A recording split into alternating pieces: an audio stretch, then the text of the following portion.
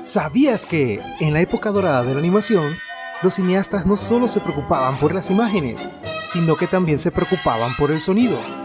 Los efectos de sonido eran esenciales para dar vida a los personajes y a las situaciones en pantalla.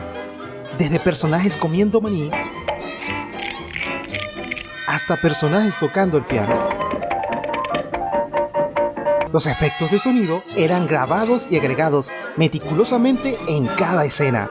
Una de las técnicas más populares era el llamado Foley, donde artistas especializados recreaban sonidos en vivo para sincronizarlos en la acción en pantalla.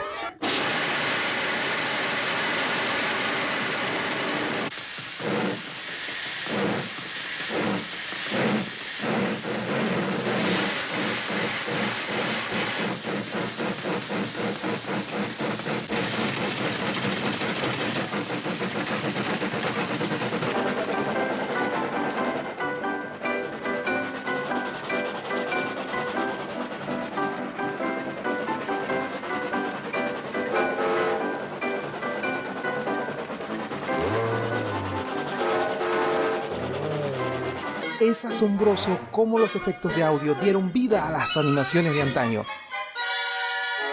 Para más contenido de entretenimiento, sigue disfrutando de tu canal, Draco TV.